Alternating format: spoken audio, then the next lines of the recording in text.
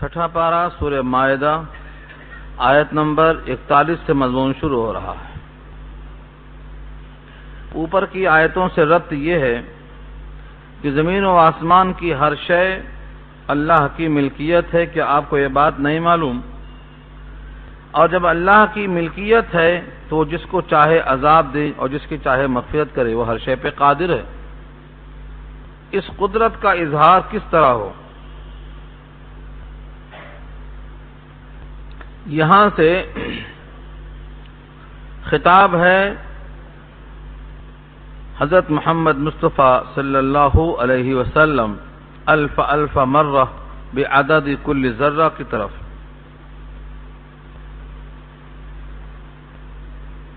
جو لوگ کفر میں بڑی محنت سے صبح شام دوڑتے پھرتے ہیں، یہ آپ کو غمگین نہ کریں،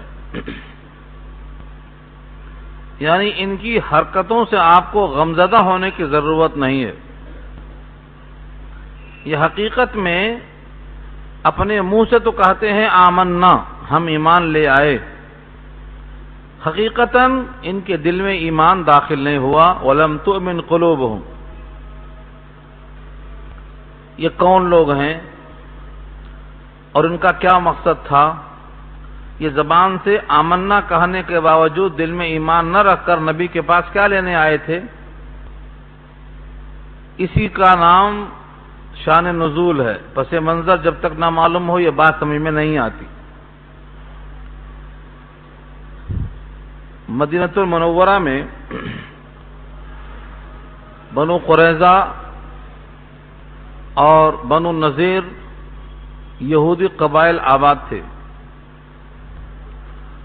وہ لوگ جب کوئی کمزور ہوتا تو اس پر رجم کرتے، سنگسار کرتے، لیکن مالداروں کو بچانے کے لیے وہ چاہتے تھے کہ ہم سنگسار نہ کریں۔ ان کی کتاب تورات میں بھی سنگسار ہی ہے، رجم ہی ہے، لیکن وہ بچنے کے لیے اپنا ایک قاصد بھیجتے ہیں نبی کے پاس کہ تم جا کر وہاں ایمان کا اظہار کرنا کہ میں مومن ہوں، اور اب میں آپ سے مسئلہ دریافت کرتا ہوں۔ ظاہر یہ ہے کہ جو یہودیوں کی طرف سے بھیجا گیا نمائندہ ہے وہ بظاہر اسلام کا اظہار کر کے کیا حقیقتاً اسلام والا بن جائے گا؟ وہ تو منافق ہی ہے، اور یہ آنے کے بعد ان کا جاسوس بن کے آیا ہے۔ ایک تو اس کی آمد، اور پھر یہ جب خبر دے گا کہ تمہاری مقصد کی بات ہو گئی، تم جیسا فیصلہ چاہتے تھے ویسا فیصلہ نبی نے دے دیا، تو پھر یہ قافلہ وہاں سے آتا استقبال میں۔ پہلے ایک دو نمائندہ بھیجا گیا تو یہ تو منافق کا حال ہوا۔ پھر یہودیوں میں سے بعض آئے، انہوں نے کہا ہماری کچھ شرطیں ہیں، ہم نمائندے ہیں، ہم یہود کے نمائندے ہیں، علماء ہیں، ہماری بات پوری قوم مانتی ہے، اگر ہم اسلام میں داخل ہو جائیں تو پوری قوم اسلام میں داخل ہو جائے گی، ہماری ایک شرط ہے، اور شرط یہ ہے کہ آپ ہماری مرضی کے موافق ایک فیصلہ دے دیں، جو فیصلہ ہم لے کے آئیں گے مقدمہ اس میں فیصلہ ہماری مرضی کے موافق دے دیں، یعنی سنگسار کا حکم ہے، سنگسار کا فیصلہ نہ کریں، جو بھی فیصلہ شرعی ہے حدود کا اس میں آپ تخفیف کر دیں تو ہم سب ایمان میں داخل ہو جائیں گے۔ یہ بھی اسی رکوع میں مضمون آ رہا ہے اس واقعے کے ساتھ۔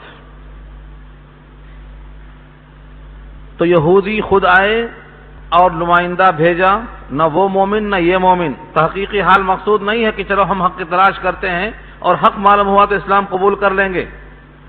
اپنی کتاب تورات تو محرف کر چکے، الفاظ تبدیل کر چکے، اور جہاں جہاں حاجت تھی مقصد کے موافق اس کو لکھ چکے، اور اب صاحب قرآن کی طرف رجوع ہوئے ہیں کہ ہماری مرضی موافق فیصلہ ہو جائے، اور کہہ رکھا تھا اگر مرضی موافق فیصلہ ہو تو فیصلہ قبول کر لینا۔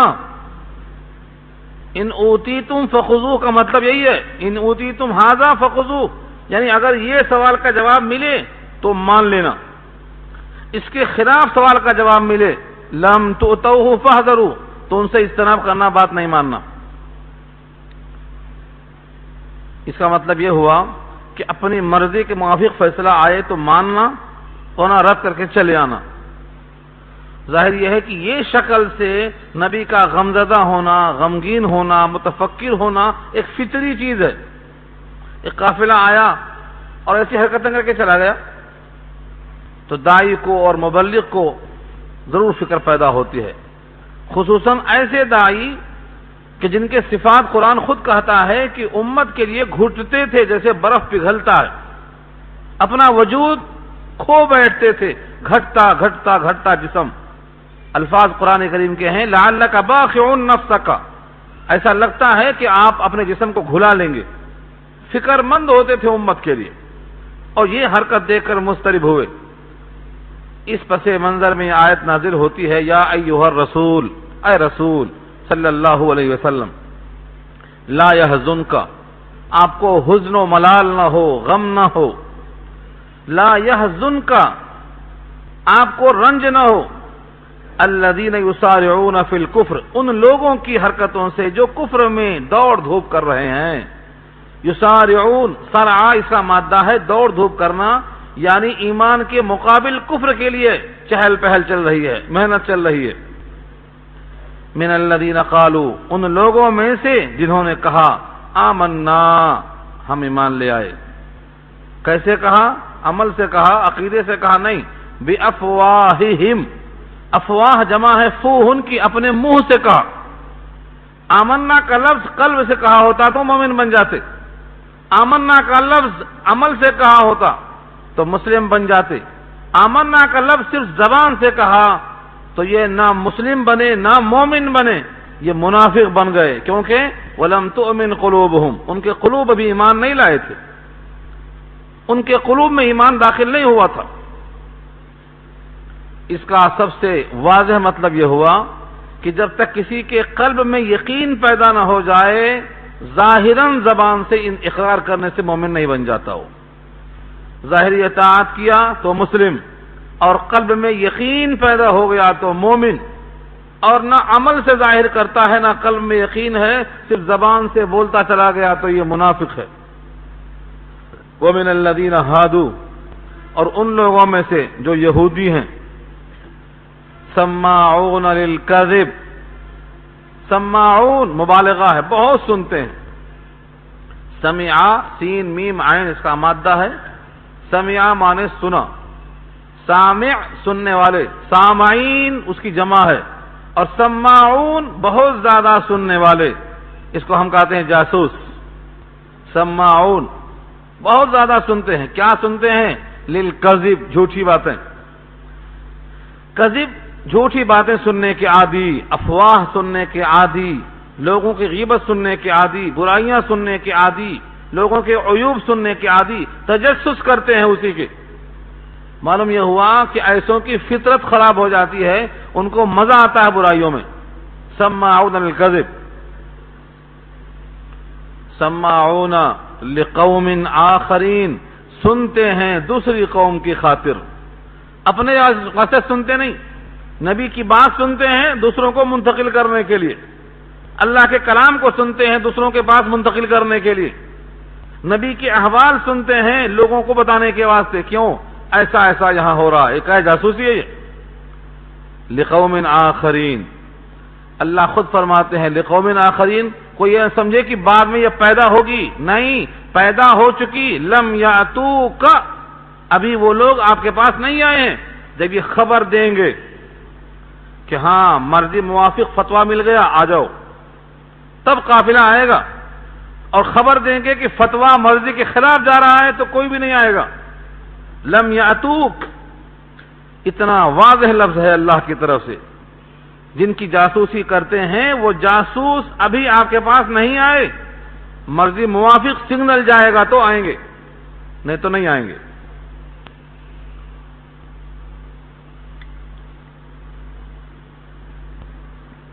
ان کا اپنا حال یہ ہے، جو نہیں آئے ہیں ان کا حال کیا ہے؟ یحرفون الکلمہ، وہ الفاظ کو بدل دیتے ہیں، کلمہ اور کلام ایک ہی چیز ہے. کلمہ جو زبان سے لفظ نکلتا ہے اس کے مجموعے کا نام کلمہ ہے. اسی سے کلمات بنتے ہیں، انہی کا نام کلام بھی ہے. یحرفون الکلمہ، جملوں کو بدل دیتے ہیں، کلمات کو بدل دیتے ہیں. من بعد مواضعہ، ان کی صحیح جگہوں سے اٹھانے کے بعد. مواضع، موضع کی جمع ہے جگہیں، جو حروف جہاں فٹ تھے وہاں سے اٹھا کر دوسرے مقام پہ رکھ دیتے ہیں، یہ تحریف کرتے ہیں. یقولون، اور کہتے ہیں ان اوتیتم ھذا فخذوہ، اگر یہ فتویٰ کا جواب یہ آئے لے لینا. وَإِن لَّمْ تُؤْتَوْا فَاحْذَرُوا، اور اگر یہ جواب نہ ملے تو اس کو رد کر دینا، چھوڑ دینا، احتیاط کر لینا. حضرت مفتی شفیع صاحب لکھتے ہیں اس آیت کی تفسیر کرتے ہوئے کہ اس زمانے کے لوگ سمجھتے ہیں کہ یہ خرابیاں صرف یہودیوں کی تھی. آج بھی اتنے لوگ مسلمانوں میں ہیں جو ایک دل میں پروگرام بنا لیتے ہیں اور اس مرضی کے موافق جواب تلاش کرنے کے لیے مفتیوں کے پاس جاتے ہیں. ایک مفتی کا سوال مرضی موافق ہے تو وہاں لے لیتے ہیں، اگر نہیں تو دوسرے کے پاس جائیں گے، تیسرے کے پاس جائیں گے، چوتھے کے پاس جائیں گے، جب تک کوئی غافل نہ گھٹ جائے ان کی مرضی کے موافق فتویٰ دینے والا، تب تک پھرتے ہی رہیں گے. تو اس یہودیوں کی ٹیم سے ان میں کیا فرق رہ گیا؟ اسی آیت پر لکھا ہے آدمی کی حقیقت کی تلاش ایسی ہو کہ وہ اللہ کی مرضی کو بصدق دل سے جاننے کی کوشش کرے اور جب مل جائے تو اس پر عمل کرنے کی فکر کرے. ایسا نہیں ہے کہ ہم نے ایک بات طے کر لی ہے ایسا فتویٰ آنا چاہیے اور جہاں ملے گا ایسا وہیں جا کے لیں گے ہم، تب تک ہم نہیں مانیں گے.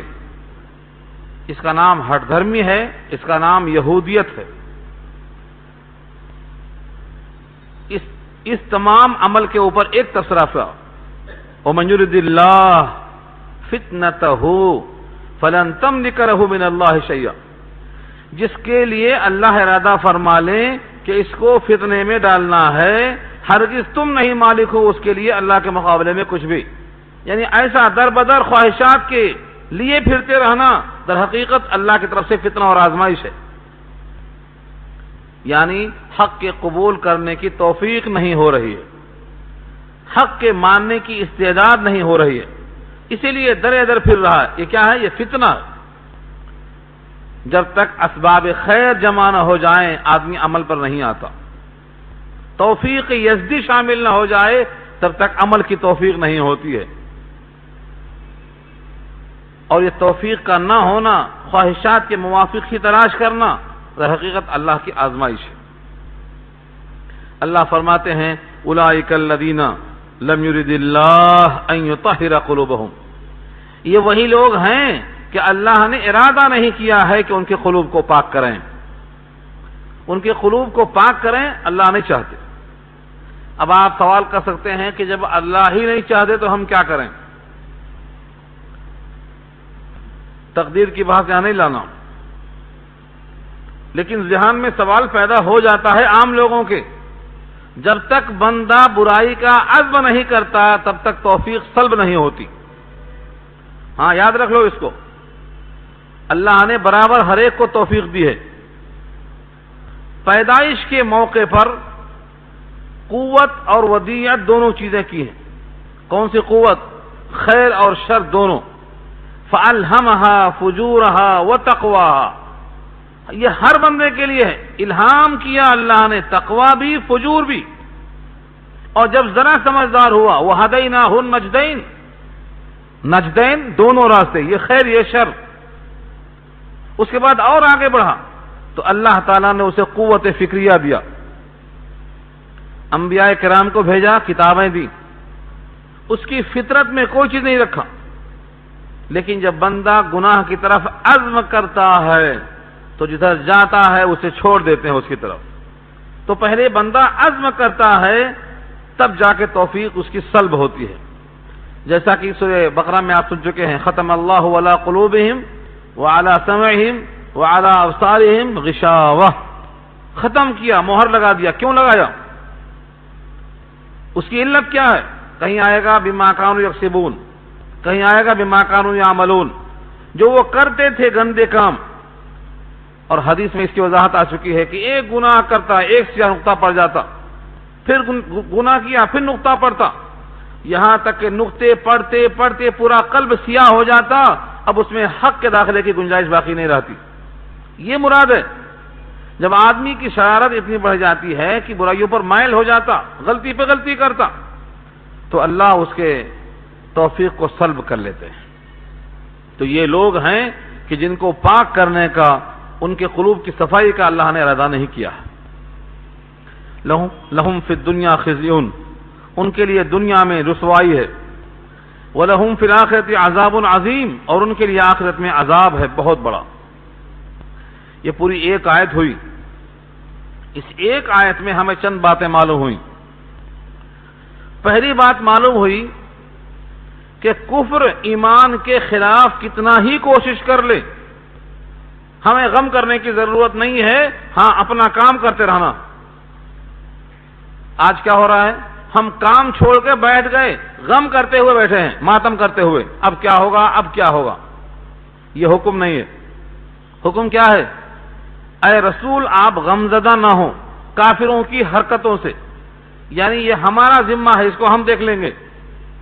جو لوگ کفر میں ہیں اور محنتیں کرتے ہیں، مجاہدات کرتے ہیں، ان سے آپ کو متفکر ہونے کی ضرورت نہیں ہے، آپ اپنا کام کیجیے. لیکن ہم نبی کے مشن کو آگے بڑھانے کے بجائے ہم افسوس کرتے بیٹھ گئے ہیں، کام چھوڑ دیے. ہمیں کام کیا کرنا ہے؟ اللہ کے پیغام کو بندوں تک پہنچانا ہے. یہ کتاب اللہ کی ہے، اللہ کے ہر بندے کا اس میں حق ہے، ہر بندے تک یہ کتاب پہنچانا ہے. ہم نے یہ کام چھوڑ کے افسوس شروع کر دیا ہے، ہم افسوس کر رہے ہیں بیٹھ کے. افسوس کا حکم نہیں دیا. لا یحزن کا، آپ بھی غم نہ کریں، کوئی بھی غم نہ کرے. غم کرنا اس کا علاج نہیں ہے. ہاں اس کا علاج ہے کہ آپ کے ذمہ جو کام ہے وہ کام کریں. دوسری بات ہمیں معلوم ہوئی کہ ہر سننے والا، ہر قریب بیٹھنے والا، ہر میل جول کرنے والا آپ کا قابل اعتماد نہیں ہوتا. ہمیشہ اصولی گفتگو کیا کریں، قانونی بحث کیا کریں، ہمیشہ اصول کے مطابق آداب کا لحاظ کرتے ہوئے بات چیت کیا کریں. ہر آدمی آپ کا نہیں ہوتا. جب نبی کی محفل میں منافق ہو سکتے ہیں تو قیامت تک یہ باقی رہیں گے، اور یہ نفاق ہمیشہ کے واسطے رہے گا. اور ان کے لیے جو اصولی گفتگو ہے وہ یہ ہے کہ اللہ کا جو حکم ہے اس کو واضح کر دیا جائے. وہ چاہتے یہ تھے کہ نبی ہماری مرضی موافق بول دیں تو ہمارا جھگڑا ختم ہو جائے، مگر یہ کبھی نہ ہوگا. کبھی ایسا نہیں کیا اللہ کے نبی نے. چنانچہ سورہ بنی اسرائیل پارہ 15 میں ایک آیت ہے، لقد کدت ترکنوا الیہم شیئا قلیلا. لقد کدت کے معنی البتہ بہت قریب تھے آپ کے جھک پڑتے اس کی طرف تھوڑا سا. اگر آپ جھک پڑتے لأذقناک ضعف الحیات وضعف الممات، ہم دنیا میں بھی سختی کا دکھاتے اور وہاں بھی سختی دکھاتے اگر آپ ذرا بھی مائل ہوتے ان کی طرف. یعنی اللہ نے جیسا حکم دیا تھا آپ ذرہ برابر بھی اس طرف مائل نہیں ہوئے. لہذا ہمیں معلوم یہ ہوا کہ ہم حق کو واضح کرتے ہوئے کسی کی کوئی پرواہ کیے بغیر حق کو واضح کرتے رہیں. یہ ثابت ہوتا ہے اس سے. تیسری بات، جب تک قلوب اللہ پاک نہ کریں کوئی پاک نہیں کر سکتا. اس واسطے اللہ کے نبی اللہ سے دعا کرتے تھے، اللہم طہر قلبی من النفاق، اے اللہ میرے دل کو آپ پاک کر دیجئے نفاق سے. تو دل کی پاکی اور دل کی صفائی اللہ کے قبضے قدرت میں ہے.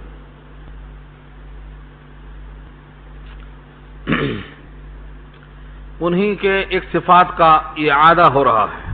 اوپر آیا تھا سماعون للکذب لقوم آخرین، سماعون للکذب، پھر آیا انہی کی ایک صفت میں ایک اضافے کے ساتھ سماعون للکذب اکالون للسحت.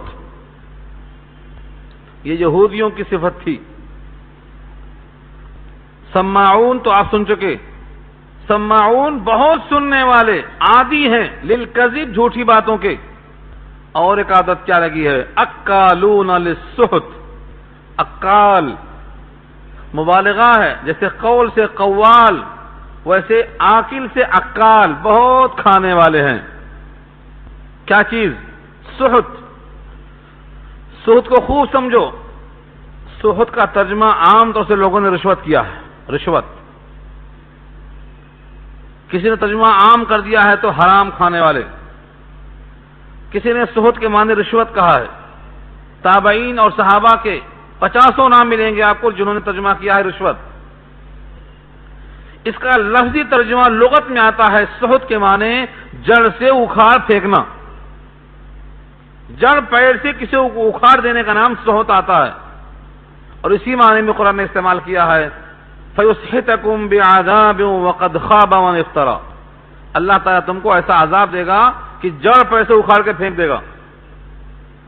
تو اگر یہاں مراد حرام ہے, یہاں مراد رشوت ہے, یہاں مراد جڑ پیر سے اکھاڑ دینا ہے, تو سود یعنی رشوت سے جڑ پیر سے کیسے اکھڑتی ہے قوم؟ تو رشوت ایسی بیماری ہے کہ جب یہ بیماری پھیل جاتی ہے تو قانون معطل ہو جاتا ہے, اور قانون کے معطل ہونے کا نام بد امنی ہے, اسی کا نام نقض امن ہے. یعنی جب بندہ رشوت لے کر حقدار کا حق نہیں دے گا تو مستحق کا حق مارا گیا, حق تلفی ہو گئی.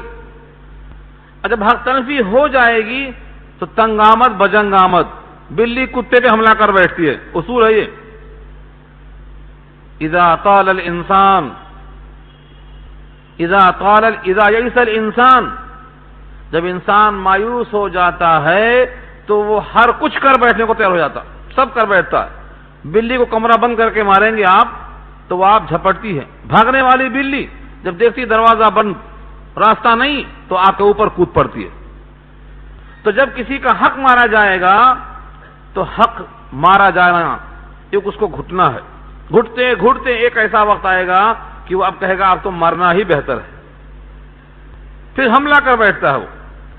تو شریعت میں رشوت سب سے زیادہ مضر اور مہلک اس واسطے ہے, اولاً تو حقدار کا حق مارا جائے گا, اس کے ریئیکشن میں بدامنی قائم ہوگی, اللہ کا قانون معطل ہو جائے گا. اس طریقے زمین پر کمزور لوگ روندے جائیں گے اور مالدار لوگ آگے بڑھتے جائیں گے. اسی واسطے کہا گیا کہ رشوت امت کے لیے حرام ہے. آقا نے کہا الراشی والمرتشی کلاہما فی النار, رشوت دینے والا بھی رشوت لینے والا بھی دونوں جہنم میں. کوئی دنیا کی طاقت نہیں ہے کہ نبی جس کو جہنم میں کہہ دیں وہ جہنم میں نہ جائے, کوئی روکنے والا نہیں ہے اس کو. اب سب سے بڑی شفاعت کرنے والے اگر جہنم کی طرف اشارہ کر رہے ہیں تو کون طاقت روکنے والی؟ اب الراشی والمرتشی کلاہما فی النار, رشوت دینے والا رشوت لینے والا دونوں جہنم کی طرف. تو یہ یہودیوں کی خاصیت تھی, وہ رشوت لے کر اگر کوئی مالدار ہے تو اس کا ہاتھ نہیں کٹتا, قانون بدل جاتا. کوئی چوری کرنے کے بعد آیا بدل گیا قانون, زانی آیا سنگسار نہیں کرتے اس کو, کوئی قتل کر کے آیا پیسہ لے کر چھوڑ دیتے اس کو, قصاص نہیں دیت نہیں. یہ ان کی عادت ہو گئی تھی, پیسہ لیتے تھے اور چھوڑ دیا کرتے تھے. یہ ان کی خرابی آج ہم میں آ گئی ہے. آج ہم میں کتنے ایسے لوگ ہیں جو اس کا لحاظ کرتے ہیں. سب سے زیادہ مضر انسان کے لیے کوئی شے ہے تو حرام غذا ہے. جتنا زیادہ مضر شرک ہے اتنا ہی زیادہ یہ بھی ہے. فرق دونوں میں کیا ہے؟ شرک کی بنا پر عقیدے کی خرابی ہوگی اور جہنم میں جائے گا ہمیشہ کے لیے, اور حرام خوری کی بنا پر نہ اس کی کوئی عبادت قبول ہوگی, نہ اس کی زبان کی دعا میں کوئی تاثیر ہوگی, اور آقا کے الفاظ کی جو جسم نشود و نما پائے گا جہنم کے مال سے, اس کا زیادہ حقدار تو جہنم ہی ہے. تو کما رہا ہے کس کے لیے؟ راحت کے لیے, سرور کے لیے اور ہمیشہ کے آرام کے لیے. لیکن یہ کمائی حرام ہونے کی وجہ سے نہ عبادت قبول ہوگی اور اس کا انجام جہنم ہوگا. اور یہ حرام خوری کی بنا پر اولاد بھی نکمی ہوگی, اور اگر کارآمد ہوگی تو تمہاری بات نہیں سنے گی, تم خود اس سے پریشان ہو کے رہ جائیں گے, سارے اولاد تیار نہیں ہو سکتی ہے. اس لیے کہا ہے کہ رشوت حرام ہے. لیکن ان کا ایک عام قانون تھا, وہ کھاتے تھے کھلاتے تھے. جس جگہ پر رشوت نہیں ہوگی, وہاں قانون نافذ ہوگا، اور جہاں قانون نافذ ہوگا وہاں امن رہے گا، کیونکہ حق تلفی نہیں ہوگی، ہر ایک کا حق ملتا رہے گا۔ تو رشوت سب سے زیادہ مضر اور مہلک ہے۔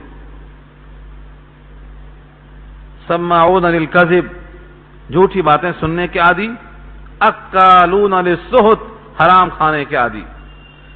حرام کھانا تو ہم کو سمجھ میں آ رہا ہے کہ یہ حرام چیز ہے، لیکن جھوٹی بات سننا یہ کون سا عیب ہے؟ ہمارے پاس لوگ سمجھتے ہیں کہ غیبت نہیں کرتے ہم، لیکن غیبت سنتے ہیں ہم، اور غیبت کرنے کو حرام سمجھتے ہیں اور سننے کو حرام نہیں سمجھتے۔ غیبت زبان سے کی جاتی ہے اور کان سے سنی جاتی ہے، اور جس طرح زبان کو محفوظ کرنے کا حکم ہے، کان کو بھی محفوظ کرنے کا حکم ہے۔ قرآن کریم کے الفاظ ہیں ان السمع والبصر والفؤاد کل اولئک کان عنہ مسئولا، ان سب سے پوچھا جائے گا۔ تو غیبت کرنے والا زبان غیر محفوظ، اور غیبت کو سننے والا اس کا کان غیر محفوظ۔ جیسے گانا سننا منع ہے، غیبت سننا منع ہے۔ جب ایسا تذکرہ آئے تو اٹھ جانا چاہیے، یا بات کو بدل دینا چاہیے، یا کم سے کم واللہ عالم بالصواب بول کے اٹھ جانا چاہیے۔ شریک ہونا مضر ہے۔ تو یہ ہے ان کے صفات میں سے جھوٹ بولنے والے اور رشوت کھانے والے۔ اب یہ آپ کے پاس آ رہے ہیں فیصلہ لینے کے واسطے، ان کا حکم کیا ہے؟ فَإِن جَاءُوكَ فَاحْكُم بَيْنَهُمْ أَوْ أَعْرِضْ عَنْهُمْ۔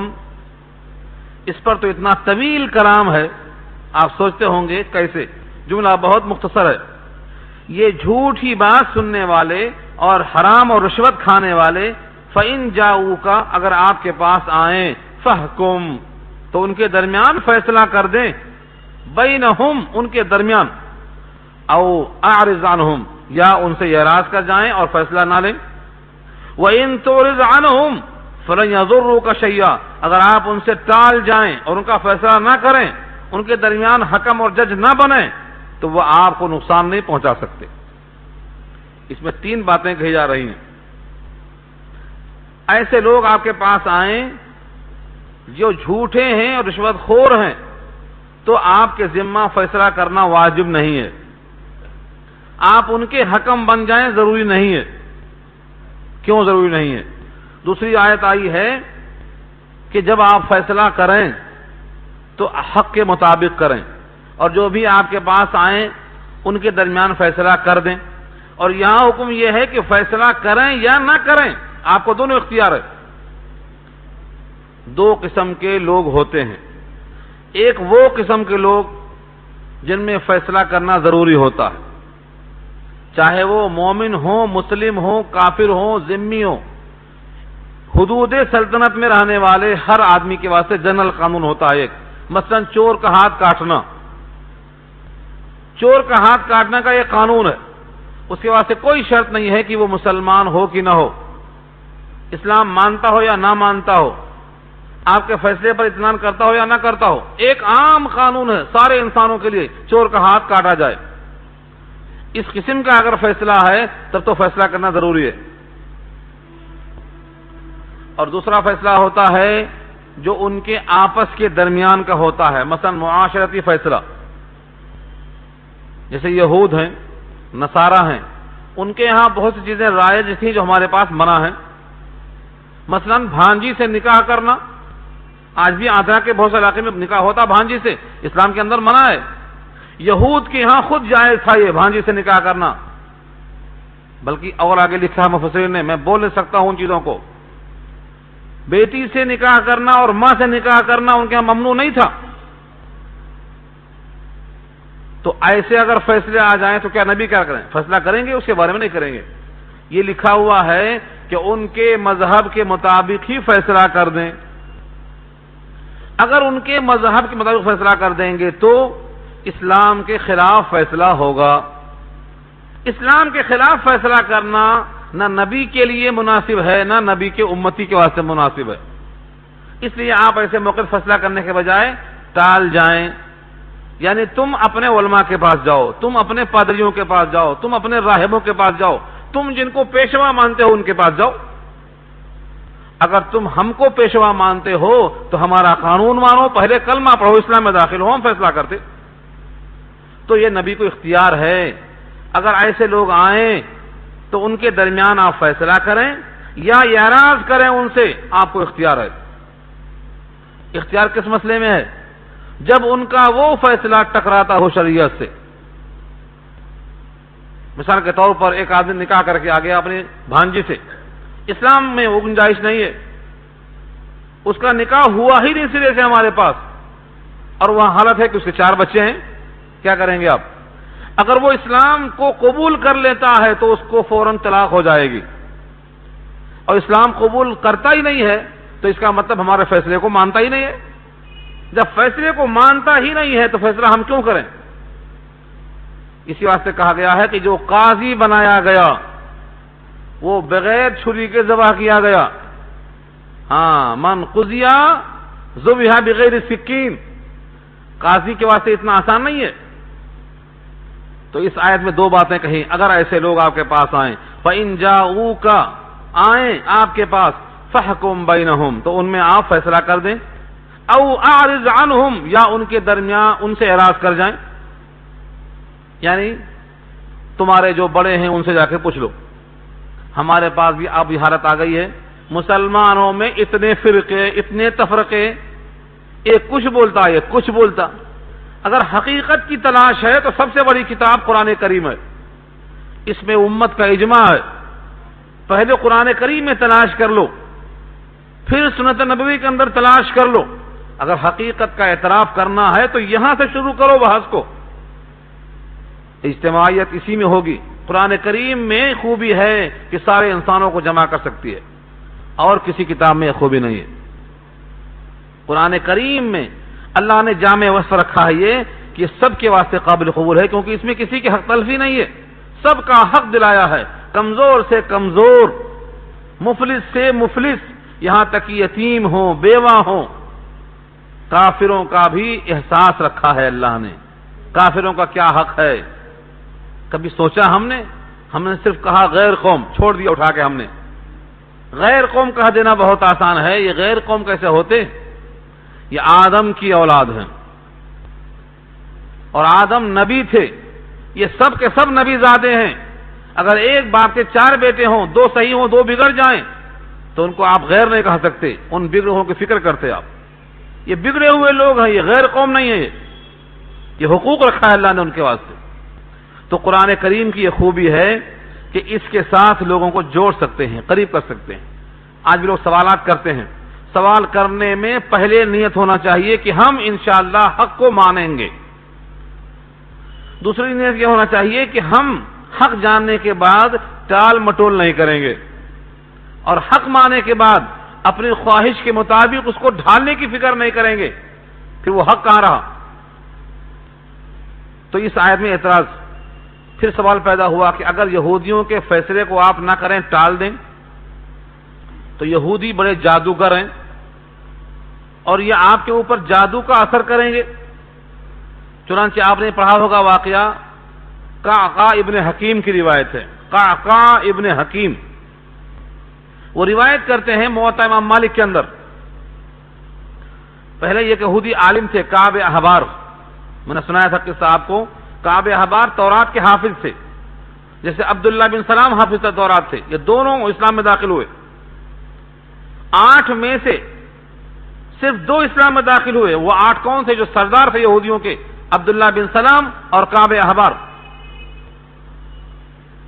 آقا نے فرمایا تھا اگر 10 کے 10 اسلام میں آ جاتے تو ایک یہودی اسلام سے باہر نہ ہوتا، سب اندر آ جاتے، مگر ان 8 میں سے کسی کو توفیق نہیں ہوئی، صرف 2 اسلام میں داخل ہوئے۔ وہ کعب احبار کہتے ہیں جب میں اسلام میں داخل ہو گیا تو سب میرے دشمن ہو گئے، اور مجھے یہ کلمات یاد نہ ہوتے تو مجھے یہ گدھا بنا دیتے۔ صحابی نے پوچھا وہ کلمات کیا ہیں؟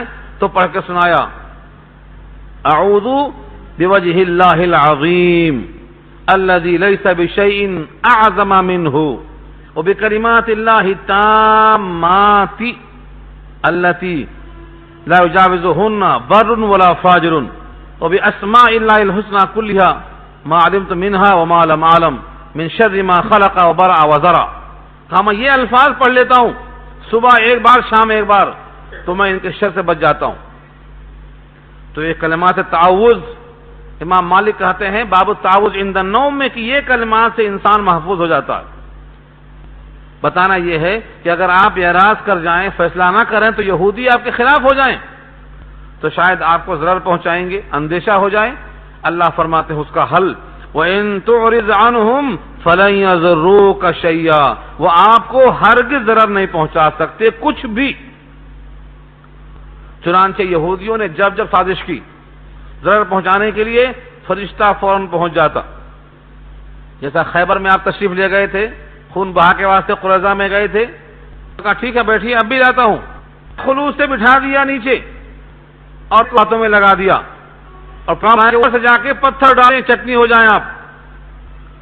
ابھی ان کا ارادہ ہوا، خفیہ سازش ہوئی، ابھی وہ سوچ کر عملی قدم اٹھانے سے آگے نہیں بڑھ سکے تھے کہ فرشتے نے آ کر کہا یہاں سے چلیے، ان کا پروگرام یہ ہے، یہ خون بہا نہیں دیں گے، دیت نہیں دیں گے، یہ مال نہیں دیں گے، یہ مال ہیں، آپ وہاں سے ہٹ۔ تو کیا یہ اللہ جس کا محافظ ہے اس کے لیے کوئی ضرر نہیں پہنچا سکتا۔ فَلَن يَضُرُّوكَ شَيْئًا، اسی صفحے میں آگے آیت آ رہی ہے کہ اللہ آپ کی حفاظت کرے گا۔ آگے فرمایا اگر آپ فیصلہ اور آپ کا فیصلہ کرنے کا ارادہ ہے، کیونکہ آپ کو اختیار دیا اللہ نے، وَإِن كَمْتَ، اگر آپ فیصلہ کریں، فَحْكُم بَيْنَهُم بِالْقِسْطِ، تو ان کے درمیان فیصلہ انصاف سے کریں۔ کسی بڑے آنے والے کا، کسی عالم کا، کسی پیسے والے کا کوئی خیال نہ کریں، بالقسط، بالقسط کے معنی انصاف کا فیصلہ کریں، کسی بھی معاملے میں خبر نہ ہونے پائے۔ اور واضح کیا ان اللہ یحب المقسطین، اللہ پسند کرتے ہیں انصاف کرنے والوں کو، انصاف کرتا ہے تو وہ اللہ کا محبوب بن جاتا ہے۔ اور انصاف کا فیصلہ کیسے موقع پر ہوتا ہے؟ اسی واقعے کے ضمن میں ایک اشارہ کر دوں میں آپ کو، خیبر کے یہودی جنہوں نے غزوہ احزاب میں دھوکہ دیا تھا ان کو، صحابہ کرام کو، اور وہ تھے عین جنگ کے موقع پر۔ خیبر کی جب جنگ ختم ہوئی، سب نے ہتھیار اتار دیے۔ جبریل آئے، کہا اللہ کے رسول آپ نے ہتھیار اتار دیے، مگر جبریل نے ہتھیار نہیں اتارے، اللہ کا حکم ہے ابھی ان کو صاف کر دو لگے ہاتھوں۔ انہوں نے دھوکہ دیا تھا، گئے خیبر کا محاصرہ، مہینے کے بعد فتح ہوئی۔ قصہ طویل ہے، بعضوں نے کہا درختوں کو کاٹ دیا جائے، بعضوں نے کہا مت کاٹو ہم کو ملنے والے۔ مہینے کے بعد انہوں نے اس شرط پر کہ ہمارے درمیان سعد بن معاذ فیصلہ کریں گے۔ تو صحابی رسول ہیں، ان کو خیر میں ہی رگ شہر پر تیر لگا ہوا تھا، اور اسی زخم میں ان کا انتقال بھی ہوا۔ اس حالت میں بھی انہوں نے کہا کہ ان کو ہم حکم بنائیں گے، اور ان کو امید یہ تھی کہ ان سے ہمارا پہلے زمانے کاروبار تھا، محالفہ تھا ان سے، کچھ ہمارا خیال کریں گے، کاروباری دوستانہ ہے، کچھ خیال کریں گے۔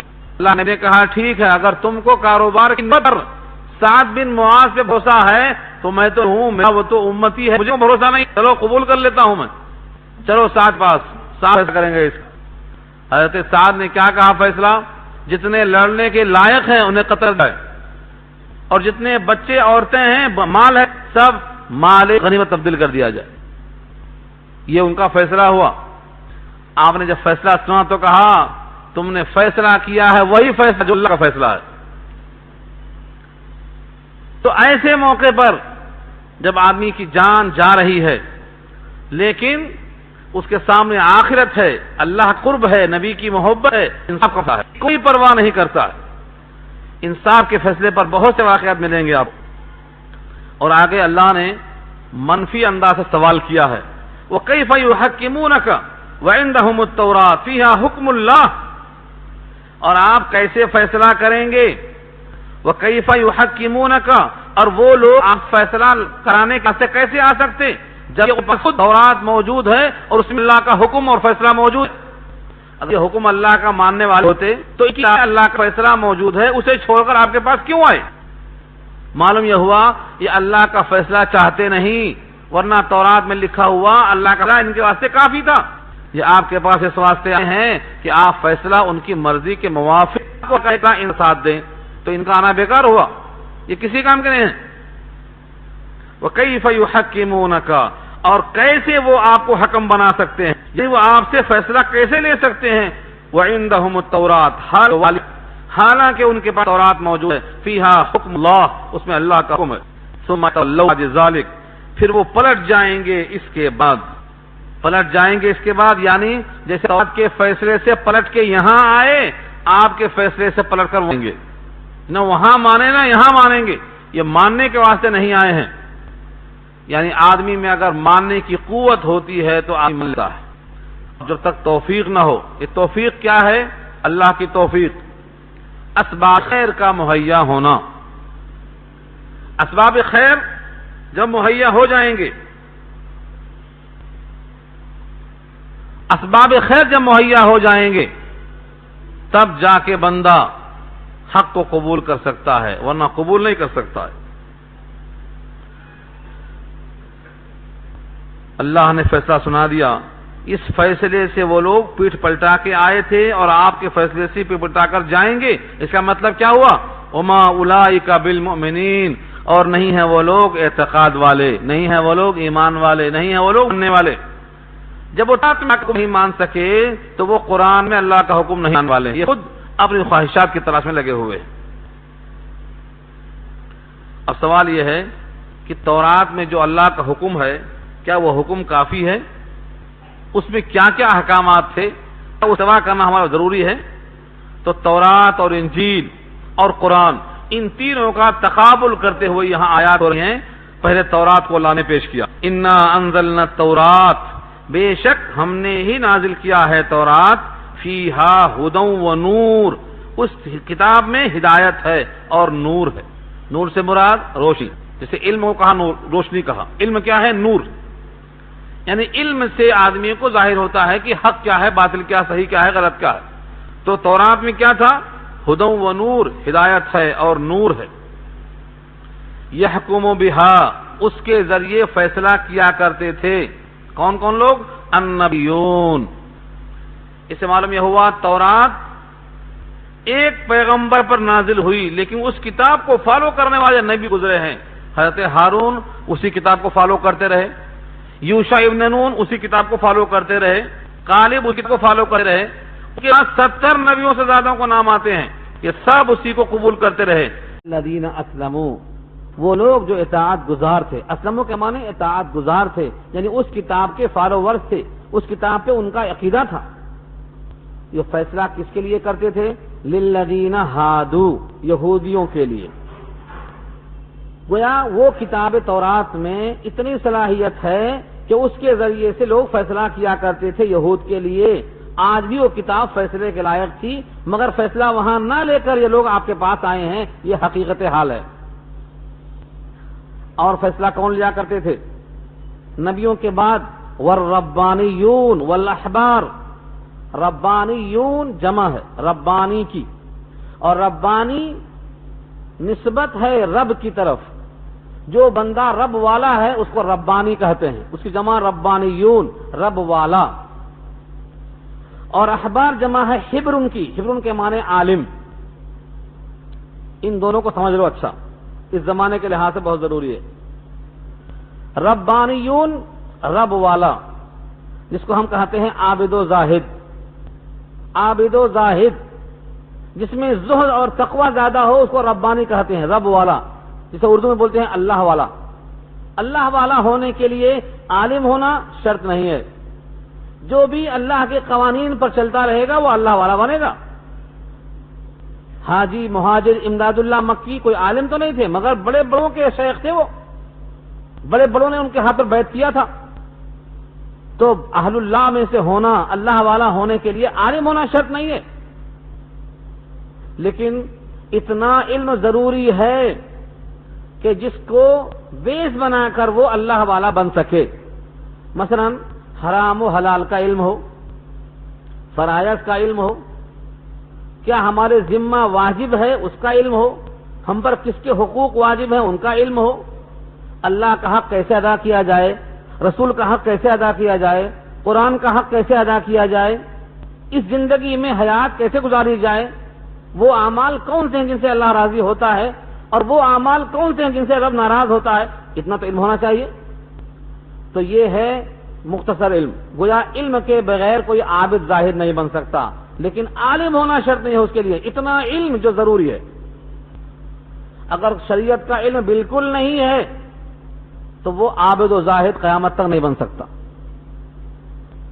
اتنا ہی اس کو علم نہیں ہے کہ توحید کیا ہے، شرک کیا ہے، حلال کیا ہے، حرام کیا ہے، اور فرض کیا ہے اور منع کیا ہے، طہارت کیا ہے اور ناپاکی کیا ہے، اس کو اتنا ہی نہیں علم ہے تو وہ کبھی بھی اہل اللہ نہیں بن سکتا۔ دوسری طرف آیا ہے احبار، حبر کی جمع ہے، حبر کے معنی عالم۔ عالم کا مطلب یہ نہیں ہے کہ خالی علم ہی علم ہے، عمل بالکل نہیں ہے۔ اگر کسی عالم کے پاس علم ہی علم ہو اور عمل نہ ہو، اس کو حبر کہتے ہیں وہ لوگ، یہودی کی زبان میں حبر، جمع اس کی احبار، ہمارے پاس اس کو عالم کہتے ہیں۔ تو وہ عالم عالم ہی نہیں کہلائے گا جس کے پاس علم ہی علم ہو اور عمل نہ ہو۔ ان دونوں کا ایک مجموعہ ہے۔ العلم بلا عمل وبال، اگر علم ہے اور عمل نہیں ہے تو یہ وبال ہے۔ وبال کا مطلب بوجھ، اور کہا العمل بلا علم ضلال، اور اگر عمل ہی عمل ہے، علم ہی نہیں ہے تو گمراہی ہے، پتہ نہیں کیا کر رہا ہے، اچھا کر رہا ہے برا کر رہا ہے، برا کر کے اچھا سمجھ رہا ہے۔ جسے قرآن نے کہا ہے سورہ کہف کے آخر میں الذین ضل سعیہم فی الحیات الدنیا وہم یحسبون انہم یحسنون صنعا، جن کی کوششیں ضائع ہو گئی دنیا میں اور وہ سمجھتے رہے کہ ہم بہت اچھا کر رہے ہیں، بہت اچھا کر رہے ہیں، بہت اچھا کر رہے ہیں۔ سورہ کہف آخری رکوع۔ اس کا مطلب کیا ہوا؟ اگر عمل ہی عمل ہے، علم نہیں ہے تو گمراہی ہے، اور علم ہی علم ہے، عمل نہیں ہے تو وہ وبال ہے، بوجھ ہے سر کے اوپر۔ جیسے کسی گدھے کے اوپر کتابیں لاد دی جائیں تو وہ عالم نہیں بن سکتا ہے۔ سورہ جمعہ میں اللہ فرماتے ہیں مثل الذین حملوا التوراۃ ثم لم يحملوها كمثل الحمار يحمل اسفارا، جو تورات کا علم لے کر بھی عمل نہیں کر سکے وہ گدھے کے مانند ہیں جو کتابوں کا بوجھ لاد لیتا ہے لیکن عالم نہیں بن سکتا ہے۔ اور اسی آیت کا ترجمہ کیا ہے علامہ سعدی نے گلستہ میں، نہ محقق بود نہ دانش مند، چار پائے برو کتابیں چند۔ تو دو اصطلاح ہو گئی، ایک تو ہو گئی ربانیین کی عابد و زاہد، ایک احبار یعنی عالم۔ تو ایسا نہیں ہے کہ جو عالم ہے وہ زاہد نہیں، جو زاہد ہے وہ عالم نہیں۔ ہاں، جس پر جس چیز کا رنگ غالب آیا، کسی میں علم زیادہ ہے غالب ہے تو اس کو احبار اور عالم کہہ دیا، اور کسی میں عمل زیادہ ہے علم کے مقابلے میں تو اس کو راہب اور اس کو ربانی کہہ دیا۔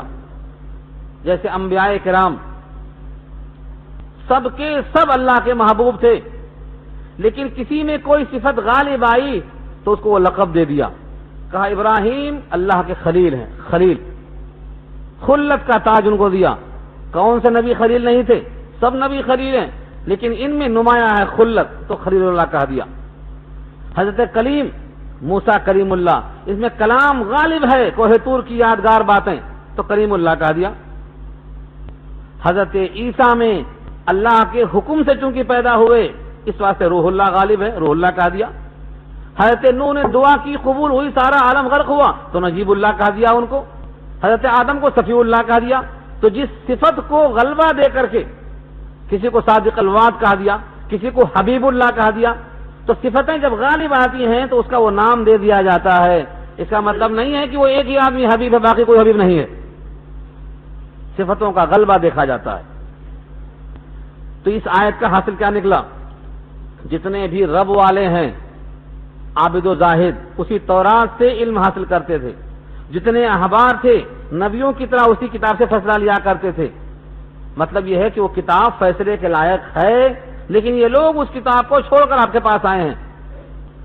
بِمَسْتُحْفِظُوا مِنْ کتاب اللہ، اس وجہ سے کہ یہ لوگ محافظ تھے اللہ کی کتاب کے۔ استحفظوا اس کا مادہ ہے حفظ، حفظہ حفیظ حفاظت، اور استحفظہ کے معنی حفاظت چاہنا، اور مجہول ہے استحفظوا، ان کے ذریعے حفاظت چاہی گئی اللہ کے کتاب کی۔ یہ ربانی، یہ احبار، ان سب سے حفاظت چاہی گئی تھی۔ وَكَانُوا عَلَيْهِ شُهَدَاءَ، اور یہ اس کتاب پر اقرار کرنے والے تھے، اس کتاب پر گواہ تھے، یعنی اس کتاب کے ذریعے سے یقین کرتے تھے کہ جو فیصلہ ہوگا وہ اللہ کا فیصلہ ہوگا۔ فلا تخشوا الناس واخشوني فلا تخشوا الناس واخشوني ولا تشتروا بآياتي ثمنا قليلا، بس لوگوں سے مت ڈرو، مجھ سے ڈرو۔ یہ خطاب اگر ان کو تھا تب بھی ہمارے لیے ہے، اور یہ اگر نتیجہ ہے تو خلاصہ یہ ہوا کہ جس کے ہاتھ میں اللہ کی کتاب آ جائے وہ لوگوں سے نہ ڈرے، اللہ سے ڈرے، جس کی کتاب اس سے ڈرے۔ فلا تخشوا الناس، سو تم بھی لوگوں سے اندیشہ مت کرو، واخشونی، اور مجھ سے اندیشہ کرو، مجھ سے ڈرو۔ یہاں لفظ خشیت استعمال کیا اللہ نے، خشیت، پہلے بھی آ چکی ہے یہ بات۔ خشوع اور خضوع، خشیہ کے معنی ڈرنا۔ ایک ہوتا ہے آدمی کا سانپ سے اور بچھو سے اور شیر سے اور اژدہے سے ڈرنا، اس میں صرف خوف ہی خوف ہوتا ہے، اور ایک ہوتا ہے کسی کی عظمت کے ساتھ، تقدس کے ساتھ، بڑائی کے ساتھ، پیار و محبت کے ساتھ اس سے ڈرنا، جیسے کوئی باپ سے ڈرتا ہو، ماں سے، استاد سے، شیخ سے، پیر و مرشد سے۔ یہ جو ڈرنا ہوتا ہے اس میں اکرام ہوتا ہے، تو پہلے کے واسطے لفظ خوف آتا ہے، لیکن جب اللہ کے واسطے آئے تو لفظ خشیت آتا ہے۔ نماز میں خشوع ہوتا ہے کہ خوف ہوتا؟ خوف کوئی نہیں کہتا، خشوع کہتے ہیں۔ خشعت الاصوات للرحمن، رحمان کے واسطے آوازیں پست ہو جاتی ہیں، تو اس میں اکرام ہوتا ہے، اللہ کا جلال، اللہ کی کبریائی، اللہ کی عظمت، اللہ کا جلال، یہ سب تقدس سامنے ہوتا ہے۔ کبھی امید، کبھی خوف، کبھی جنت، کبھی جہنم، تصور آتے رہتے۔ ولا تشتروا بآیاتی ثمنا قلیلا، اور مت خریدو میری آیتوں کے بدلے تھوڑا سا مول۔ تشترو، مت بیچو، خریدو، بآیاتی، میری آیتوں کے بدلے میں، ثمنا قلیلا، تھوڑی سی قیمت۔ اللہ نے کیوں کہا قلیل؟ حالانکہ وہ تو جاگیر لیا کرتے تھے اس کے بدلے میں، چونکہ ساری کائنات اگر کوئی لے کر اللہ کا حکم بدلتا ہے، اللہ کی آیتوں کو بدلتا ہے، تو ساری کائنات بھی بمقابلہ اللہ کے حکم کے حقیر ہے اور قلیل ہے۔ ساری کائنات کوئی دے رہا ہے، تب بھی اللہ کے حکم کے بدلے اگر کوئی لیتا ہے تو وہ قلیل ہی ہے، حقیر ہی ہے۔ قل متاع الدنیا قلیل، کہہ دو متاع دنیا پوری کی پوری قلیل ہے۔ قلیل اس معنی کر ہے کہ اولاً دنیا فانی ہے، فنا ہو جائے گی، تم بھی یہاں فانی اور آنے جانی ہے، تم بھی یہاں چلے جائیں گے، نہ تمہارا وجود دائمی، نہ تمہارا شباب دائمی، نہ تمہاری حیات دائمی، نہ یہ کائنات دائمی، ہر ایک کو جانا ہے یہاں سے، اس لیے جہاں کچھ مل جائے یہ سب قلیل ہے۔ قل متاع الدنیا قلیل کہا دوسرے مقام پہ۔ اس آیت سے مسائل کا استنباط کیا ہے فقہا نے۔ میری آیتوں کے بدلے تھوڑا مول مت خریدو۔ آیتوں کے بدلے یعنی کیا مطلب ہوا؟ اگر کوئی شخص قرآن کریم کی آیتوں کے بدلے یا اس زمانے میں تورات کی آیتوں کے بدلے مسئلہ اگر غرض بتا دے رہا ہے اور پیسہ دے رہا ہے، جیسا کہ میں نے عرض کیا ابھی اس واقعے میں انہوں نے کہا تھا کہ رجم کی سزا ہے، اسے آپ معاف کر کے بدل دو، کیا کر دو؟ زانی کو سنگسار نہ کراؤ، ان کے چہرے پہ کالک لگا کے گدھے بٹھا کے پھرا کے پھر چھوڑ دو۔ وہ تو پہلے سے بے غیرت قوم ہے، انہیں یہ گھنٹے رسوائی کیا کام میں آئے گی؟ چھوڑ دیا تو چھوڑ دیا۔ یہ رجم کے خلاف انہوں نے چاہا تھا، اگر کچھ پیسہ لے کر یہ فیصلہ دے دیا تو اس کا مصداق بن جاتے۔ آج بھی اگر کوئی فتویٰ دے دے امریکہ کی مرضی کے موافق یا ہندوستان کے ان فاسقوں کی مرضی کے موافق، کہتے ہیں جیسے نسبندی جائز کر دو، 2 اولاد سے زیادہ کی گنجائش نہیں ہے، اس پہ کنٹرول کرو۔ اخبار میں آ چکا اس سے پہلے کہ پاکستان میں ائمہ سے کام لیا جائے گا، ضبط ولادت کا مسئلہ ائمہ کے حوالے کیا جائے گا۔ ائمہ کہیں کہ نہیں اولاد 2 ہی رکھو، اولاد 3 رکھو، اور پیدائش کے پہلے سے اگر کنٹرول کرتے ہیں تو گنجائش ہے، پیدائش کے بعد اگر منع کرتے ہیں تو یہ حرام ہے، یہ قتل میں آتا ہے۔ یہ سب اخباری بیان ہے، آؤ قرآن کریم کی آیتوں کے ساتھ احادیث کے ساتھ تب معلوم ہوتا ہے کہ حقیقت کیا ہے۔ بخاری میں روایت موجود ہے، صحابہ کرام نے سوال کیا، اے اللہ کے نبی کہ ہم عزل کر لیں؟ عزل عزل کے معنی خروج منی کے وقت ہم نکال لیں اپنے اعضا کو تاکہ اولاد نہ ہونے پائے، اور یہ باندیوں کو جا کر بیچیں گے تو صحیح بکائیں گی، صحیح قیمت آئے گی ان کی، ایک جنگ کے موقع کے حالات میں۔ آپ نے کہا تم کچھ بھی کر لو، جو اولاد ہونے والی ہے وہ تم روک نہیں سکتے، تم اسے روک نہیں سکتے ہو، جس کو اللہ نے پیدا کرنے کا فیصلہ کر دیا ہے تم اسے روک نہیں سکتے ہو۔ پیدائش کے بعد قتل کرنا یا پیدائش کے وقت قتل کرنا یا پیدائش سے پہلے راستے بنانا یہ اللہ کو منظور نہیں ہے۔ کیوں؟ آقا نے فرمایا، حدیث نوٹ کرو، اسی حدیث میں انحصار ہے ہر چیز کا۔ خطبہ تو سنتے ہو قاضی کا، مگر سمجھو کبھی اس کو۔ قاضی خطبے میں کہتا ہے تزوجوا الودود الولود فإنی مکاثر بکم الامم۔ کیا ترجمہ اس حدیث کا ہے؟ قاضی پڑھتا ہے اپنے خطبے میں، ایسی عورتوں سے نکاح کرو، تزوجوا نکاح کرو ایسی عورتوں سے، الولود الودود جو بہت زیادہ پیار کرنے والی اور بہت زیادہ بچے جننے والی ہیں، فإنی اباہی بکم الامم، ساری امتوں پر تمہاری کثرت دیکھ کر میں فخر کروں گا۔ یہ حدیث کیا بولتی ہے؟ عام آدمی سمجھ سکتا ہے امت کی کثرت یہاں مطلوب ہے، امت کی کمی مطلوب نہیں ہے، نہ پیدائش کے پہلے نہ پیدائش کے بعد۔ اللہ نے کلام اللہ میں واضح کیا ہے، ہم تم کو بھی دیتے ہیں ان کو بھی دیتے ہیں، نرزقکم وإیاہم، تمہیں بھی کھلاتے ان کو بھی کھلائیں گے، جو آئندہ پیدا ہوں گے ان کو بھی کھلائیں گے ہم۔ تم کسی کو روکنے والے کون ہوتے ہو؟ تو بتانا یہ ہے، اگر فتویٰ کوئی دے رہا ہے پیسہ لے کر آیتوں کے خلاف تو اس آیت کا مصداق بنے گا، قیامت تک کے واسطے فیصلہ ہے۔ کوئی مسئلہ بدل نہیں سکتا ہے پیسہ لے کر کے، منع کر دیا اللہ نے۔ ہاں اگر کوئی کہے کہ آیتوں کے بدلے میں پیسہ لینے کا مطلب یہ ہے کہ آپ نماز پڑھا کر پیسہ لے رہے ہیں، اذان دے کر پیسہ لے رہے ہیں، قرآن پڑھا کر پیسہ لے رہے ہیں، فقہا نے کہا یہ عوض نہیں ہے۔ عوض سمجھ رہے ہیں؟ یہ معاوضہ اس کا بدلہ نہیں ہے، بلکہ یہ حق الخدمت ہے، ان آیتوں کا بدلہ نہیں ہے۔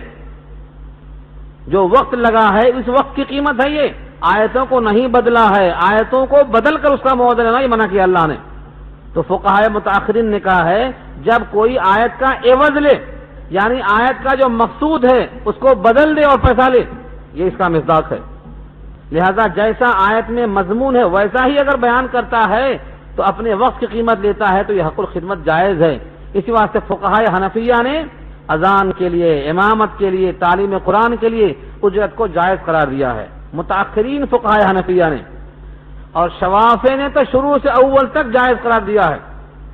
ان کے پاس حدیث ہے بخاری کی، اور بخاری کی روایت اجارہ کے بیان میں آئی ہے اتفاق سے، وہ خود بیان کرتے ہیں، آقا کا ارشاد ہے ان احق ما اخذتم علیہ اجرا فهو کتاب اللہ، جس پر تم اجرت لو اور محنتانہ لو ان میں سب سے زیادہ حقدار قرآن کریم ہے، کہ اس پر محنت کرو، کیونکہ جو آدمی جس لائن میں محنت کرتا ہے اسی لائن سے کھاتا ہے، کھانا پینا بند کرنا جائز نہیں ہے۔ یہاں تک کہ اگر کوئی وقف کے کام میں لگا ہے، کوئی اگر زکوٰۃ کے وصول کرنے میں لگا ہے تو اس کی تنخواہ بھی اسی زکوٰۃ کی رقم سے دینے کا حکم قرآن میں موجود ہے۔ تو خواہش کرنا یہ نہیں ہے کہ بدل دو۔ ہاں اس آیت کا مصداق جب کوئی آیت بدلے، مضمون بدلے اور کسی کی مرضی کے موافق فتویٰ دے کر پیسہ لے، اب وہ ناجائز ہو جائے گا۔ اور اللہ فرماتے ہیں اگر کسی نے میرا مضمون بدلا پیسہ لے کر، وَمَن لَّمْ يَحْكُم بِمَا أَنزَلَ اللَّهُ، اور جو فیصلہ نہ کرے اس کے مطابق جو نازل کیا اللہ نے، فَأُولَٰئِكَ هُمُ الْكَافِرُونَ، بس وہ لوگ تو کافر ہیں، یعنی فیصلہ جو نہ کرے انزل اللہ کے مطابق تو وہ کافر ہیں۔ اس آیت کو بار بار پڑھو، بار بار پڑھو اور سوچو، اور یہاں یہ خوش مت ہو جاؤ کہ یہاں تو یہ ہے جو فیصلہ نہ کرے وہ کافر ہیں، جو فیصلہ لے کے جائے ایسے کافروں کے پاس وہ کیا ہیں، اور جو ان کافروں کا فیصلہ مانے، جو منزل من اللہ کے خلاف فیصلہ دیتے ہیں، ان کا انجام کیا ہوگا؟ یہ بحث 5واں پارہ میں گزر چکی ہے۔ الم تر الی الذین یزعمون انہم آمنوا، یہ پوری آیت پڑھ لیجئے، سورہ نساء 5واں پارہ، کہ جو ان کے پاس فیصلہ لے کر جائیں جن سے امید نہیں ہے کہ قرآن کے مطابق فیصلہ دے سکیں گے، بلکہ یقین ہے کہ ان کا فیصلہ قرآن سے ہٹا ہوا ہوگا، ان کے پاس فیصلے کو لے جانے والے بھی کافر ہیں، ان کا فیصلہ ماننے والے بھی کافر ہیں، اور وہ فیصلہ لینے والے اس آیت میں کافر ہیں۔ تو یہ ہے حکم۔ دوسرا حکم آیا وَكَتَبْنَا عَلَيْهِمْ فِيهَا أَنَّ النَّفْسَ بِالنَّفْسِ وَالْعَيْنَ بِالْعَيْنِ وَالْأَنْفَ بِالْأَنْفِ وَالْأُذُنَ بِالْأُذُنِ وَالسِّنَّ بِالسِّنِّ وَالْجُرُوحَ قِصَاصٌ فَمَنْ تَصَدَّقَ بِهِ فَهُوَ كَفَّارَةٌ لَهُ وَمَنْ لَمْ يَحْكُمْ بِمَا أَنزَلَ اللَّهُ فَأُولَئِكَ هُمُ الظَّالِمُونَ۔ اسی رکوع میں 3 مرتبہ یہ لفظ آئے گا۔ فَأُولَئِكَ هُمُ الْكَافِرُونَ آ چکا، فَأُولَئِكَ هُمُ الظَّالِمُونَ یہاں ہے، اور اس کے بعد آ رہا ہے فَأُولَئِكَ هُمُ الْفَاسِقُونَ۔ ایک ہی آیت 3 دفعہ 3 حکم لے کر آ رہی ہے۔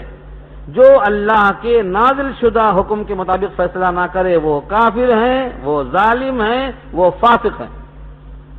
کافر اور ظالم اور فاسق کیا تینوں ایک ہیں؟ کفر کے معنی اعتقادی کفر، انکار عملی، اور ظالم کے معنی بھی اپنے اوپر ظلم کرنے والا، یہ فیصلہ نہ مان کر خود کو جہنم میں لے کر جانے والا، اور فاسق کے معنی اپنی خواہش کی تکمیل میں شریعت کی چادر کو پھاڑ دینے والا۔ یہ تینوں لگایا الزام اللہ نے۔ تو کیا ہے؟ وَكَتَبْنَا عَلَيْهِمْ، ہم نے ان پر لکھ دیا تھا، فیہا اس کتاب میں یا اس حکم میں، ان النفس بالنفس، کہ جان کے بدلے جان، کسی نے کسی کو مارا تو اس قصاص لیا جائے گا، قصاص واجب۔ والعین بالعین، آنکھ کے بدلے آنکھ، والانف بالانف، ناک کے بدلے ناک، اذن بالاذن، کان کے بدلے کان، سن بالسن، دانت کے بدلے دانت، والجروح قصاص، اور زخم کے بدلے زخم کا قصاص واجب ہے۔ فمن تصدق به، اور جو اس کو صدقہ دے دے، صدقہ صرف مال کا نہیں ہوتا، غصے کا بھی ہوتا۔ کسی نے کسی کی آنکھ پھوڑ دیا، اب وہ سوچتا ہے میں اگر اس کی آنکھ پھوڑ دوں تو یہ بھی اندھا ہو جائے گا، مگر مجھے کیا ملے گا؟ مجھے کیا ملے گا؟ کسی کی نگاہ اپنے نفع پر ہوتی ہے، کسی کے ضرر پر نہیں ہوتی، یہ کامل درجہ ہے۔ مگر بعض دفعہ ایسا ہوتا کہ آدمی چاہتا ہے مجھے نفع آئے چاہے نہ آئے، اس کو ضرر پہنچ جائے، مجھ کو فائدہ ہو نہ ہو، اس کو تکلیف پہنچ جائے، اور اس فطرت کے لوگ بہت ناکام ہوتے ہیں، دنیا میں بھی آخرت میں بھی ناکام ہوتے ہیں۔ مومن مفید ہوتا ہے، مضر نہیں ہوتا، نوٹ کرو اس کو، کیونکہ آقا نے فرمایا ہے خیر الناس من ينفع الناس، تم میں سب سے بہتر انسان وہ ہے جو لوگوں کو نفع پہنچائے۔ ایسے ہی فرمایا خیرکم من تعلم القرآن وعلمہ، تم میں بہتر انسان وہ ہے جو قرآن سیکھے اور سکھائے۔ تو مومنوں میں بہتر ہے جو قرآن سیکھے اور سکھائے، اور لوگوں میں بہتر کون ہے جو نفع پہنچائے؟ عام لوگوں میں نفع بخش بہتر ہے، اور مومنوں میں قرآن پر عامل بہتر ہے۔ تو یہ عقیدہ نکال دینا کہ کسی کو ضرر پہنچائیں۔ ایک کبڑا تھا، کبڑا جس کی پیٹھ کبڑی تھی، نصیحت آموز واقعات ہیں گلزار دبستہ میں، اس میں یہ واقعات لکھا ہوا ہے، ہم بچوں میں پڑھتے تھے اس کو۔ کسی نے پوچھا کبڑے سے تیری خواہش کیا ہے؟ تیری پیٹھ اچھی ہو جائے؟ یہ خواہش ہے کہ تیری پیٹھ اچھی ہو جائے، یا یہ خواہش ہے کہ سب کی پیٹھ تیری طرح کبڑی ہو جائے؟ اس نے کہا میری خواہش ہے میری اچھی ہو چاہے نہ ہو، مگر سب کی کبڑی ہو جائے، میری اچھی ہو یا نہ ہو سب کی کبڑی ہو جائے۔ پوچھا کیا فائدہ ہوگا تیرا کیا فائدہ ہوگا؟ پہلی شکل میں تیری پیٹھ ٹھیک ہو گئی تو اچھا بھلا تندرست انسان بن جائے گا تو، لیکن دوسری شکل میں سب کبڑے ہو جائیں، تیرا کیا فائدہ ہوگا؟ کہا جن آنکھوں سے انہوں نے مجھے اب تک دیکھا ہے اسی آنکھ سے میں ان کو اب دیکھوں گا۔ یہ ہے منفی پہلو ہے، تو یہ منفی پہلو ہے۔ مومن کا دیکھتا میری تو آنکھ چلی ہی گئی، اب اس کا اجر کم سے کم لے لوں میں اللہ سے، اگر میں اس کا بدلہ لے کے اس کی آنکھ پھوڑ دیا تو یہیں برابر ہو جائے گا، اور اگر میں صدقہ کر دیا تو اس آنکھ پھوٹنے کا اجر مجھے ملے گا اللہ کے پاس سے، اور اس کا دل بھی میرے قریب آ جائے گا کہ ارے اتنا بڑا جرم کرنے کے بعد بھی اس نے مجھے معاف کر دیا۔ قرآن کریم میں ایک آیت موجود ہے سورہ حامیم السجدہ پارہ 24 میں کہ جس کے اور تمہارے بیچ دشمنی ہے، اگر تم اس دشمن کو معاف کر دو کأنک ولی حمیم، تو تمہارا گہرا دوست بن جائے گا۔ دشمن کو معاف کرو، دشمن پر رحم کرو اور دشمن سے حسن سلوک کرو، اس کے دل میں آہستہ آہستہ محبت آئے گی، وہ آپ کا دوست بن جائے گا۔ اس کی ایک مثال نہیں ہے، سینکڑوں مثالیں ہیں۔ سب سے پیاری مثال ہندا کی ہے۔ ہندا کی مثال طویل قصہ ہے، وقت ہو گیا میرا، آپ تاریخ اسلام پڑھ لیجئے۔ ہندا نے کیا کہا تھا؟ اسلام سے پہلے کہتی ہے اس زمین پر جتنے انسان ہیں ان میں سب سے زیادہ ناپسندیدہ اور مبغوض مجھے آپ لگتے تھے، اور اسلام میں آنے کے بعد اس زمین پر جتنے لوگ ہیں ان میں سب سے زیادہ مجھے آپ محبوب لگتے ہیں۔ یہ ہندا نے کہا تھا نبی سے۔ کیوں؟ حسن سلوک کی وجہ سے، معافی کے اعلان کی وجہ سے۔ تو معاف کر دینا زیادہ بہتر ہے، کیونکہ انتقام میں دو چیزیں ہیں، ایک تو انتقام لے لیے اجر ختم ہو گیا، دوسرے انتقام اگر زیادہ لے لیے تو آپ ظالم بن گئے، آپ کے خلاف اللہ کے ہاں مقدمہ درج ہو گیا۔ انتقام میں کوشش کرنا پڑتا اتنا ہی انتقام لے جتنا اس نے ظلم کیا تھا۔ اسی واسطے کہا وَلَمَنْ صَبَرَ وَغَفَرَ إِنَّ ذَلِكَ لَمِنْ عَزْمِ الْأُمُورِ، جو معاف کر دیا بڑا بہمت کام کر دیا۔ ایک تو معاف کر کے دشمن قریب کر لیا اور اجر کو واجب کر لیا اور اللہ کا محبوب بن گیا مظلوم ہونے کی وجہ سے۔ اس لیے آگے فرمایا فَمَن تَصَدَّقَ بِهِ فَهُوَ كَفَّارَةٌ لَهُ، جس نے صدقہ دے دیا ان تمام قصاص کے موقع پر، صدقہ دے دیا یعنی معاف کر دیا، فَهُوَ كَفَّارَةٌ، تو وہ کفارہ بن جائے گا لہو، اس کے لیے، کیونکہ یہ خود جب معاف کرنے کے لائق بن گیا، اللہ فرماتے ہیں جب تو بندوں کو معاف کرتا ہے تو میں رب ہو کر تجھے کیسے معاف نہ کروں۔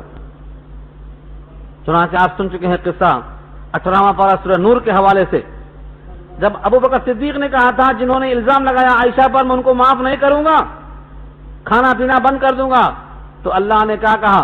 اے ابو بکر کیا تم کو پسند نہیں کہ تم کو میں معاف کروں؟ الا تحبون ان یغفر اللہ لکم، ابو بکر نے کہا اللہ مجھے پسند ہے کہ آپ مجھے معاف کر دیں، میں نے بھی معاف کر دیا اور جتنا خرچہ دے رہے تھے اس کو ڈبل کر دیا۔ تو کیا مطلب ہوا؟ اللہ معافی کو پسند کرتے ہیں۔ اسی واسطے آقا نے دعا سکھلائی ہے اللہم انک عفو تحب العفو فاعف عنی، جب آپ معاف کریں گے تو اللہ آپ کو معاف کرے گا۔ ومن لم يحكم بما انزل اللہ، اور جو فیصلہ نہ کرے اللہ کے نازل شدہ احکام کے مطابق فاولئک هم الظالمون، تو وہ ظالم ہیں۔ یہ تو ہوئے احکامات۔ اب اس کے بعد تورات اور انجیل اور اہل قرآن، ان تینوں کا فیصلہ اگلی آیتوں میں آ رہا ہے، انشاءاللہ وضاحت آئندہ ہفتے میں آئے گی۔